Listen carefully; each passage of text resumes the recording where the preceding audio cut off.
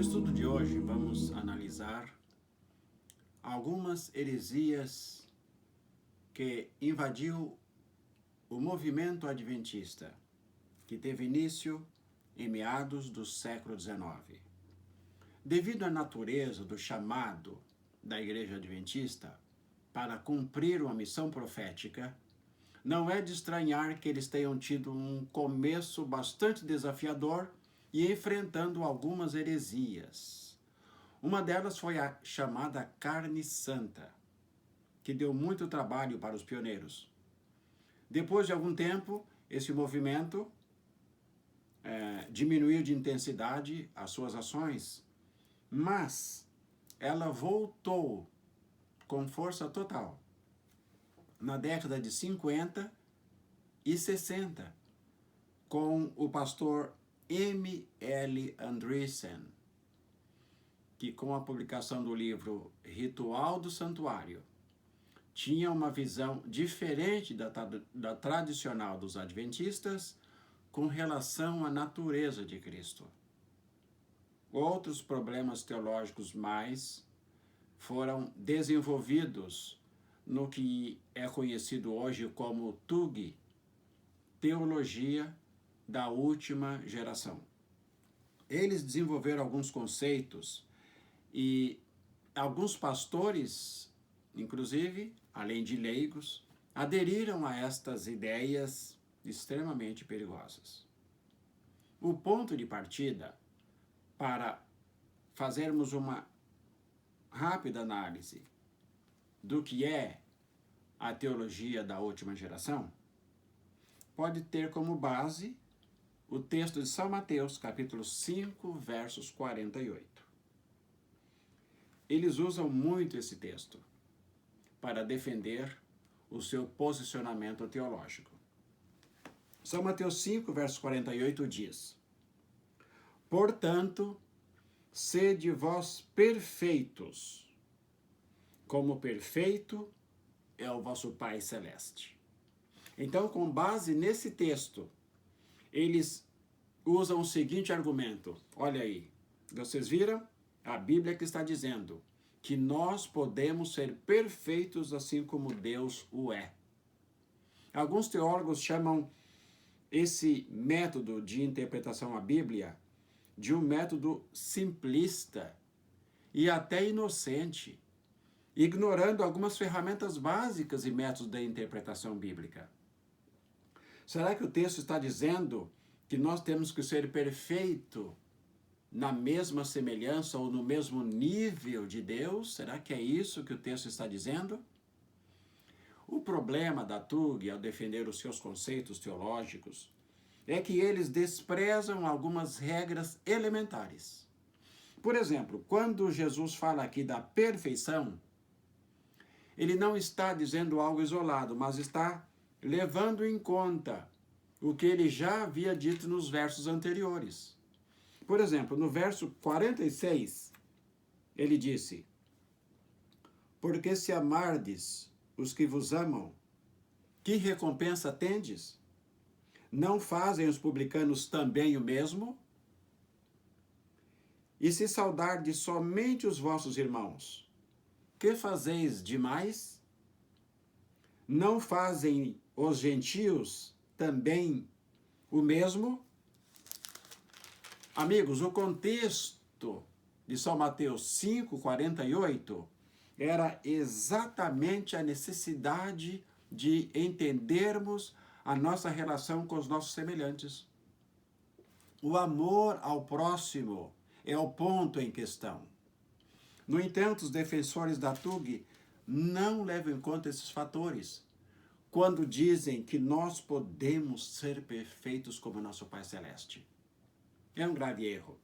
Então, alguns fatores que tornaram a TUG um grande erro e uma grande ameaça é o seguinte: é a sua aberta e declarada insatisfação pela liderança da igreja. Eles discordam dos pastores, dos líderes e dos administradores e sempre olham com eles com muita desconfiança. simplesmente porque eles não concordam com o seu ponto de vista bíblico e teológico. Outra coisa, outro ponto defendido por eles é a pretensão de terem descoberto uma nova luz. Ninguém mais. Somente eles descobriram algumas verdades bíblicas e eles fazem de tudo para pôr isso em prática e passar para os seus irmãos. Outro erro. Demasiada ênfase nos testemunhos de Ellen White, colocando praticamente os textos dela como uma segunda Bíblia ou como uma extensão da Bíblia. Esse é um erro muito grave, porque Ellen White, em todos os seus escritos, ela faz uma ênfase especial à Bíblia como única regra de fé e prática. Aquele mesmo princípio estabelecido pelos reformadores, sola Escritura. E ela mesma diz que os escritos dela é apenas uma luz menor que nos conduz à luz maior. Então, Ellen White não se coloca numa posição superior.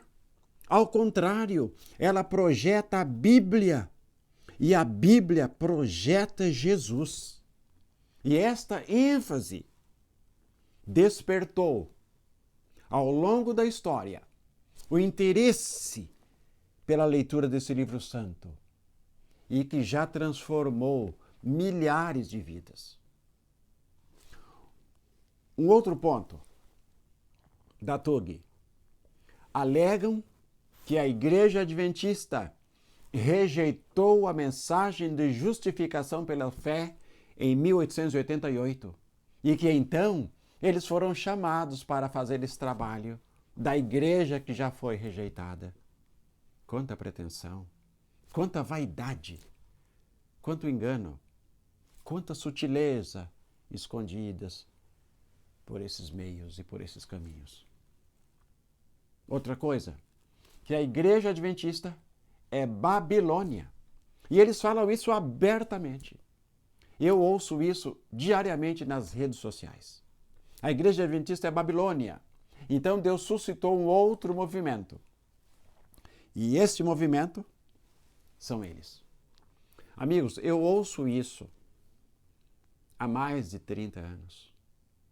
Quando eu cheguei em Dallas, me deparei com um grupo de pessoas, defensores da TUG. Confesso que não sabia muito sobre eles, mas depois eu fui levado a estudar e descobrir o que é que está por trás de tudo isso.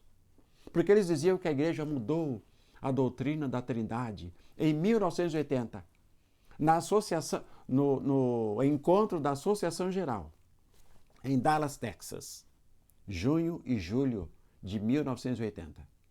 No entanto, eu descobri mais tarde que foi um grande erro, porque a Trindade já constava no Manual da Igreja Adventista em 1938.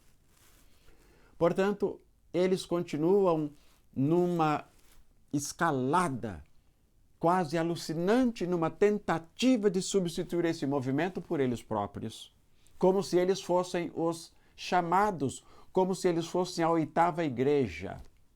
Uma igreja que não existe no Apocalipse, a última igreja é a de Laodiceia, mesmo com as suas dificuldades, com as suas deficiências e com as suas falhas, necessitando do aperfeiçoamento e da graça de Cristo.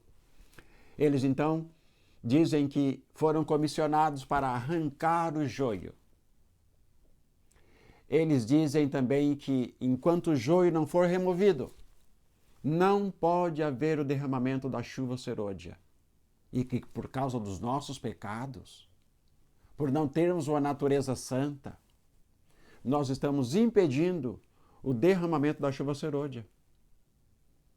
Então eles alegam que a Igreja Adventista do Sétimo Dia prega que nós podemos continuar pecando até o fim. Um absurdo. Eu nasci nessa igreja.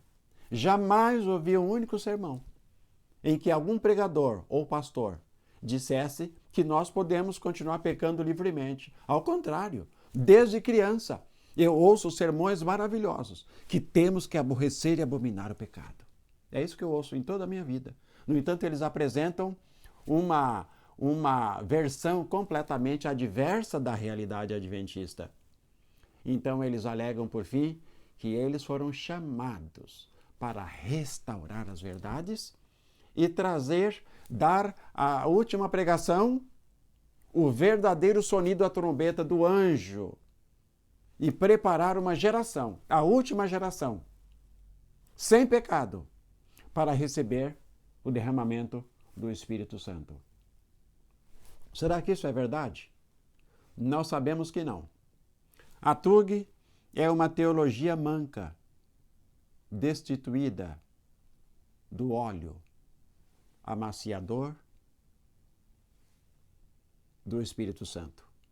Eles têm muito a aprender e têm muito a recuperar para conseguirem a condição primária que tiveram no passado.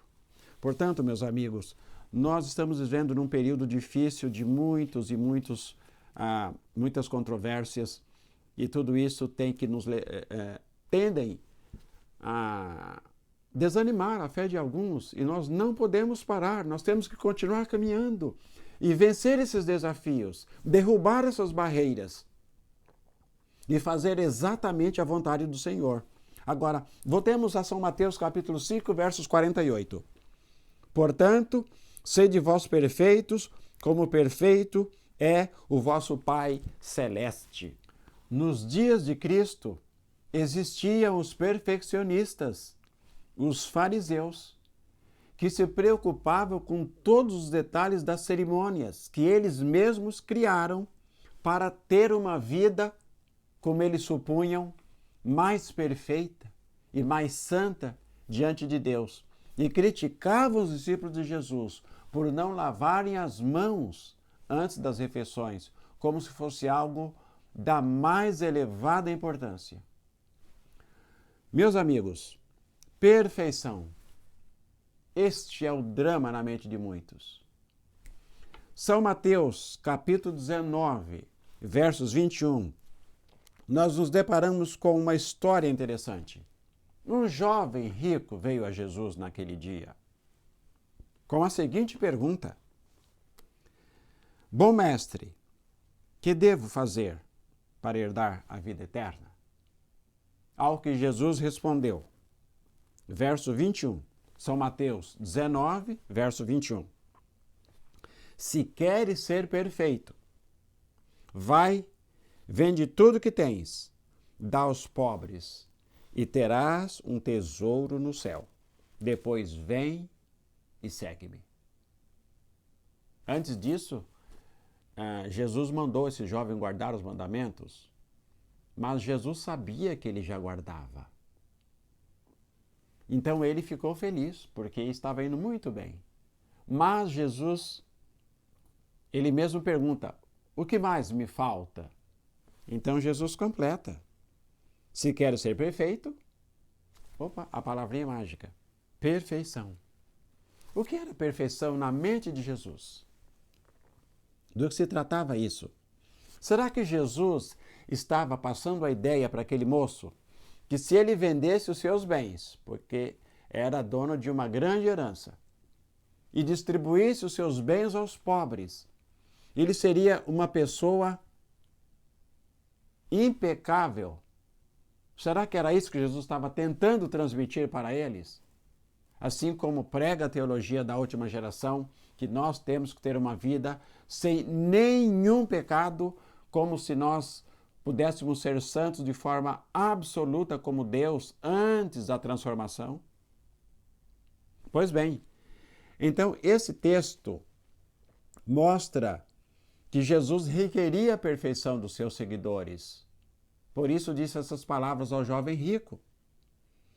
Mas qual era o sentido de perfeição nesse texto? Estava também, como São Mateus 5,48, dentro do contexto do amor. Ele não amava os seus semelhantes. Não se preocupavam com os pobres e com os necessitados. Ignorava-os completamente. Portanto, não estava apto para o reino de Cristo. Se nós não entendermos isso, nós não vamos entender o Evangelho de Cristo. Lucas 6,36. Sede misericordiosos, como também é misericordioso vosso Pai. Portanto, Mateus 5,48, Mateus 19,21, Lucas 6,36.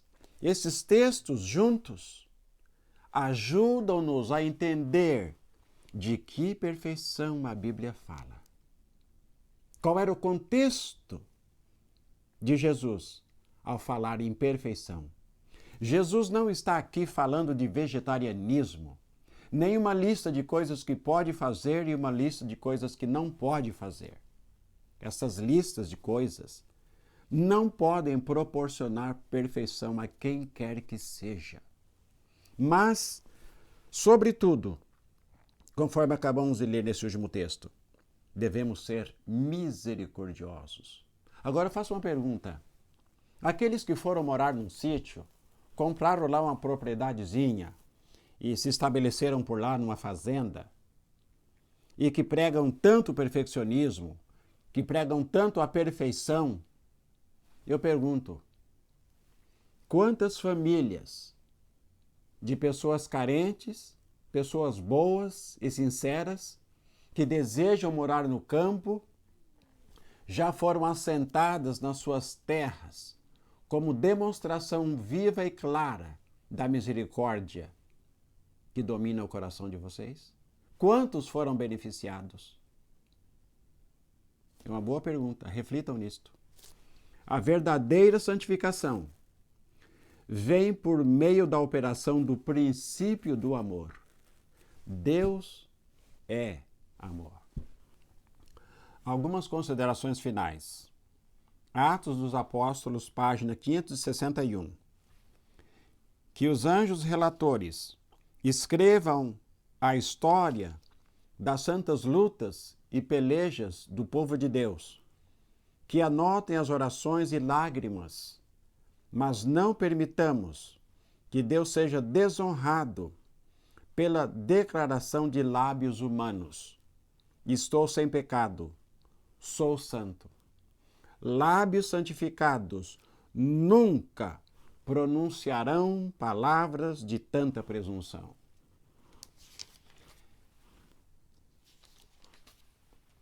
E a página 559, como Deus é santo em sua esfera, assim deve o homem caído, mediante a fé em Cristo, ser santo na sua esfera. Esse verso diz muita coisa para nós. Reflitamos nisso. A nossa santidade jamais se aproxima da santidade perene de Deus. Agora um texto da carta 17A de 1891. Jesus é perfeito. A justiça de Cristo lhes é imputada. Jesus compensa nossas deficiências inevitáveis. Como nós podemos ser justos diante de Deus? Mediante a justiça de Cristo, que nos é comunicada, que é colocada sobre nós. E quando Deus olha para nós, mesmo deficientes, mesmo imperfeitos, mas Ele nos vê coberto com a justiça de Cristo, e Ele diz, vem, você é aceito no meu reino. Outras declarações mais que eu considero de extrema importância nessa análise que estamos fazendo. Desta vez vem de O Desejado de Todas as Nações, página 540 e 541. Em lugar de uma última geração de santos, Ellen White identificava várias vezes Cristo como aquele que já vindicou o caráter e a lei de Deus por sua vida e morte. Provou Cristo que a justiça divina não destrói a misericórdia, mas que o pecado pode ser perdoado e que a lei é justa, sendo possível obedecer-lhe perfeitamente. As acusações de Satanás foram refutadas. Nesse texto, nessa citação de Ellen White, é interessante aqui, os perfeccionistas dizem que eles foram chamados para vindicar o caráter de Deus mediante a obediência da lei. Amigos, isso é uma presunção muito, muito grande e uma opinião perigosa. Nesse texto, Ellen White está dizendo que quem vindicou o caráter da lei de Deus foi Jesus. Não é a última geração. Veja, se Deus dependesse dessa última geração para vindicar o caráter de Deus, então Deus seria um refém dessa igreja. E isso jamais poderá acontecer. Deus não depende dos humanos para os seus propósitos. O sacrifício de Cristo é o grande argumento divino e não o comportamento da última geração. Pouco mais adiante, nós nos deparamos com um texto também significativo. O exercício da misericórdia em nossas relações mútuas diárias é um dos meios mais eficazes de alcançar a perfeição do caráter, pois unicamente os que andam com Cristo podem ser, na verdade, misericordiosos. Se lembram de Lucas 6,36? A misericórdia. O que é a misericórdia? Aqui está, então, uma amostra disso. Quando o coração está disposto a obedecer a Deus, quando se fazem esforços nesse sentido, Jesus aceita essa disposição e este esforço como sendo o melhor serviço do homem e preenche a deficiência, dando-lhe seu mérito divino. Signs of the Times, 16 de junho de 1890. Perceberam aqui mais uma vez? Não depende de nós. Nós somos insuficientes, mas os méritos de Cristo são colocados à nossa disposição. Amém por isso, aleluia. Meus amigos, esta citação final de Parábolas de Jesus, página 69, é uma clássica declaração dos perfeccionistas, aqueles adeptos da teologia da última geração. Este texto é o texto de ouro deles. Vamos ver. Cristo aguarda com fremente desejo a manifestação de si mesmo em sua igreja. Certíssimo, até aqui está tudo bem. Mas o drama dos perfeccionistas aparece agora. Quando o caráter de Cristo se reproduzir perfeitamente em seu povo, então virá para reclamá-los como seus. Então aqui eles colocam todo o seu mérito em cima. Então eles dizem, viu só? Aí está. Nós temos que reproduzir perfeitamente o caráter de Cristo, para que ele possa vir, condicionando a volta de Jesus, transferindo a responsabilidade para os nossos ombros. Quando vimos nos textos citados aqui, que nós não temos méritos, mas Deus faz por nós aquilo que é impossível o homem realizar por suas próprias forças. Que Deus abençoe você. Pense nesse assunto, reflita e ore e busque a